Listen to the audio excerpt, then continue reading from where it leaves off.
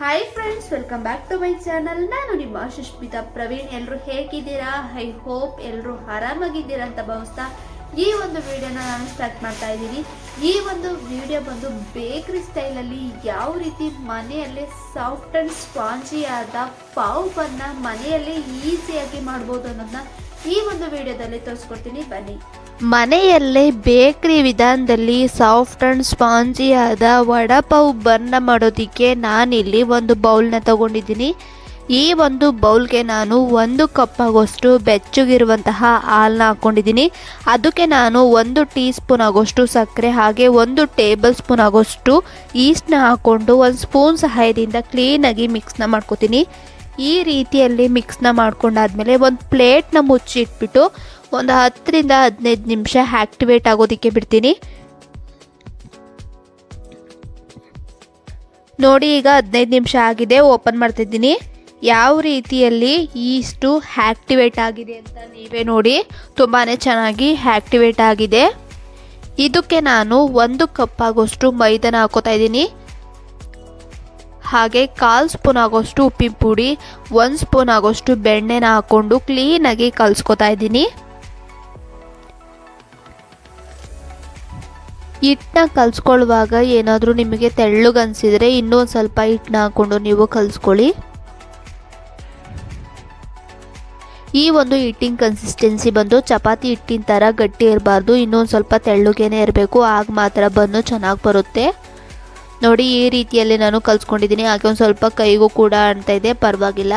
ಈಗ ಒಂದು ಮಣೆನ ತಗೊಂಡು ಅದಕ್ಕೊಂದು ಸ್ವಲ್ಪ ಹಿಟ್ಟನ್ನ ಹಾಕ್ಕೊಂಡು ನಾನು ಏನು ಕಲಸಿಟ್ಕೊಂಡಿದ್ದೀನಿ ಈ ಒಂದು ಹಿಟ್ಟನ್ನ ತಗೊಂಡು ಕ್ಲೀನಾಗಿ ನಾದ್ಕೋತಾ ಇದ್ದೀನಿ. ಇದು ಏನು ಕೈಗೆ ಅಂಟ್ತಾ ಇದೆ, ಇದು ಕೈಗೆ ಅಂಟಿರೋ ರೀತಿಯಲ್ಲಿ ಕ್ಲೀನಾಗಿ ನಾದ್ಕೊಳ್ಳಿ. ಈ ಒಂದು ಹಿಟ್ಟನ್ನ ನಾನು ಅಂಗೈ ಸಹಾಯದಿಂದ ಒಂದು 15 ನಿಮಿಷ ನಾನು ಇದೇ ರೀತಿಯಲ್ಲಿ ನಾದ್ಕೋತಾ ಇದ್ದೀನಿ. ಇದನ್ನು ಎಷ್ಟು ನಾದ್ತೀವಿ ಅಷ್ಟು ಕೂಡ ಬನ್ನು ಸಾಫ್ಟಾಗಿ ಬರುತ್ತೆ. ನೋಡಿ, ಈಗ ನಾನು ಒಂದು 15 ನಿಮಿಷ ಇದನ್ನು ನಾದ್ಕೊಂಡಿದ್ದೀನಿ. ಈಗ ಒಂದು ಉಂಡೆ ಮಾಡಿಬಿಟ್ಟು ನಾನು ಒಂದು ಬೌಲ್ನ ಮುಚ್ಚಿಕ್ಬಿಟ್ಟು ಇದನ್ನು ನಾನು ಸೈಡಿಗೆ ಎತ್ತಿಕ್ತೀನಿ ಒಂದು ಅರ್ಧ ಗಂಟೆ.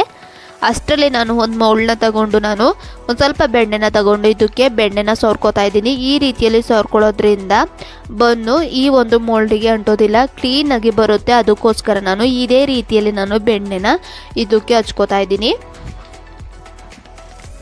ನೋಡಿ, ಈಗ ನಾನು ಕಂಪ್ಲೀಟಾಗಿ ಸುತ್ತಲೂ ಕೂಡ ಬೆಣ್ಣೆನ ಹಚ್ಕೊಂಡು ಈಗ ಮೋಲ್ಡ್ನ ನಾನು ರೆಡಿ ಮಾಡಿ ಇಟ್ಕೊಂಡಿದ್ದೀನಿ.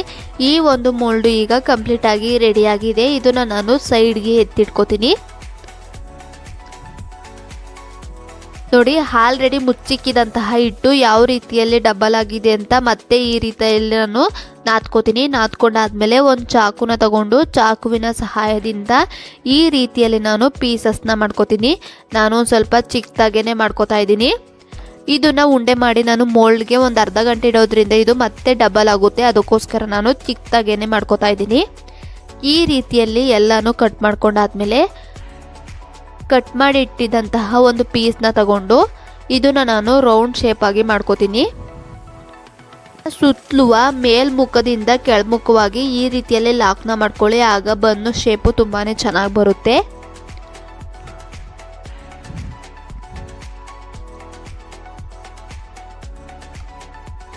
ನೋಡಿ, ಈಗ ಬನ್ ಶೇಪು ಇವಾಗ ಚೆನ್ನಾಗಿ ಆಗಿದೆ. ಇದನ್ನು ನಾನು ಈ ಉಂಡೆನ ನಾನು ಒಂದು ಮೋಲ್ಡ್ಗೆ ಎತ್ತಿಟ್ಕೋತೀನಿ. ಇದೇ ರೀತಿಯಲ್ಲಿ ಎಲ್ಲ ಉಂಡೆಗಳ್ನು ನಾನು ಇಟ್ಕೊಂಡಿದ್ದೀನಿ. ಹಾಗೆ ಒಂದು ಸ್ವಲ್ಪ ಗ್ಯಾಪ್ನು ಕೂಡ ಬಿಟ್ಕೊಂಡಿದ್ದೀನಿ. ಇದನ್ನು ನಾನು ಒಂದು ಅರ್ಧ ಗಂಟೆ ರೆಸ್ಟ್ನ ಮಾಡೋದಕ್ಕೆ ಬಿಡ್ತೀನಿ. ಅಷ್ಟರಲ್ಲಿ ನಾನು ಒಂದು ಇಡ್ಲಿ ತಪ್ಪಲಿಗೆ ಉಪ್ಪಿನ ಪುಡಿ ಮತ್ತು ಸ್ಟ್ಯಾಂಡ್ ಹಾಕಿ ಈಗ ಇಡ್ಲಿ ತಪ್ಪಲಿ ಮುಚ್ಚಳನ ಮುಚ್ಚಿ ಹೈ ಫ್ಲೇಮಲ್ಲಿ ಒಂದು 1/4 ಗಂಟೆ ಬಿಸಿ ಮಾಡ್ಕೋತೀನಿ. ನೋಡಿ, ಈಗ ಅರ್ಧ ಗಂಟೆ ಆದಮೇಲೆ ಓಪನ್ನ ಮಾಡ್ತಾಯಿದ್ದೀನಿ. ಹಿಟ್ಟು ಯಾವ ರೀತಿಯಲ್ಲಿ ಡಬಲ್ ಆಗಿದೆ ಅಂತ. ಆಲ್ರೆಡಿ ಆವಾಗ ಗ್ಯಾಪ್ ಇತ್ತು, ಈಗ ಗ್ಯಾಪು ಕೂಡ ಇಲ್ಲ. ಆ ರೀತಿಯಲ್ಲಿ ಹಿಟ್ಟು ಡಬಲ್ ಆಗಿದೆ.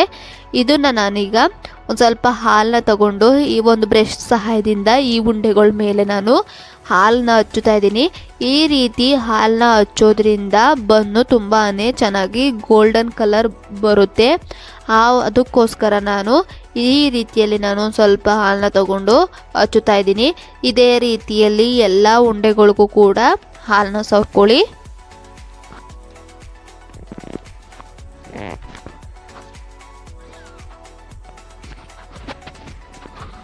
ನೋಡಿ ಈಗ ಕಂಪ್ಲೀಟ್ ಆಗಿ ಹಾಲೆಲ್ಲ ಉಂಡೆಗಳಿಗೆ ಸವರ್ಕೊಂಡಿದ್ದೀನಿ.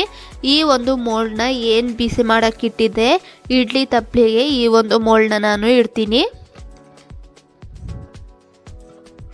ಈ ಒಂದು ಮೋಲ್ಡ್ನ ಇಟ್ಟಾದ್ಮೇಲೆ ಕಂಪ್ಲೀಟ್ ಆಗಿ ಫ್ಲೇಮ್ನ ಲೋ ಆಗಿಡಿ, ಐ ಫ್ಲೇಮಲ್ಲಿ ಇಡಕ್ಕೆ ಹೋಗ್ಬಿಡಿ. ಐ ಫ್ಲೇಮ್ ಇಟ್ಟರೆ ಬನ್ನು ಸೀದೋಗ್ಬಿಡುತ್ತೆ, ಹಾಗೆ ಕ್ಲೀನಾಗೂ ಕೂಡ ಬೇಯೋದಿಲ್ಲ ಬನ್ನು. ಅದಕ್ಕೋಸ್ಕರ ಕಂಪ್ಲೀಟಾಗಿ ಲೋ ಫ್ಲೇಮಲ್ಲಿ ಇಟ್ಟು ಇಡ್ಲಿ ತಪ್ಪಲಿ ಮುಚ್ಚಳನ ಇಡಿ. ಇದನ್ನು ಒಂದು 30ರಿಂದ 40 ನಿಮಿಷ ಬೇಕಾಗೋದಕ್ಕೆ ಬಿಡಿ. ನೋಡಿ ಈಗ ಕಂಪ್ಲೀಟಾಗಿ ಬನ್ನು ಬೆಂದಿದೆ.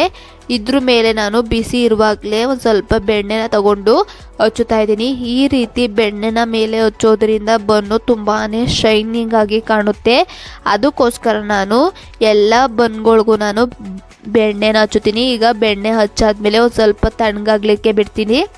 ನೋಡಿ ಈಗ ಕಂಪ್ಲೀಟಾಗಿ ಇದು ತಣ್ಣಗಾಗಿದೆ. ಇದನ್ನು ನಾನು ಒಂದು ಇಕ್ಲು ಸಹಾಯದಿಂದ ಮೇಲೆ ಎತ್ಕೋತೀನಿ.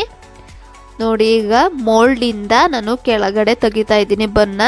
ಹಿಂದೆಗಡೆನೂ ಅಷ್ಟೇ ಒಂದು ಸ್ವಲ್ಪನೂ ಸೀದಿರೋ ರೀತಿಯಲ್ಲಿ ಬನ್ನು ರೆಡಿಯಾಗಿದೆ. ನೋಡಿ ಯಾವ ರೀತಿಯಲ್ಲಿ ಸಾಫ್ಟಾಗಿ ಬನ್ನು ರೆಡಿಯಾಗಿದೆ ಅಂತ.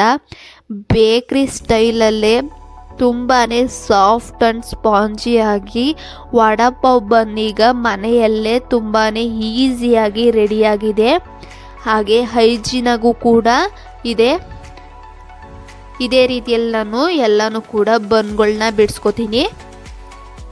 ನೋಡಿ ಯಾವ ರೀತಿಯಲ್ಲಿ ಚೆನ್ನಾಗಿ ಬನ್ಗಳು ಬಿಡ್ತಾ ಇದೆ ಅಂತ. ತುಂಬಾ ಸೂಪರಾಗಿ ಸಾಫ್ಟಾಗಿ ಬಂದಿತ್ತು. ನೀವು ಒಂದ್ಸಲ ಮನೇಲಿ ಟ್ರೈ ಮಾಡಿ.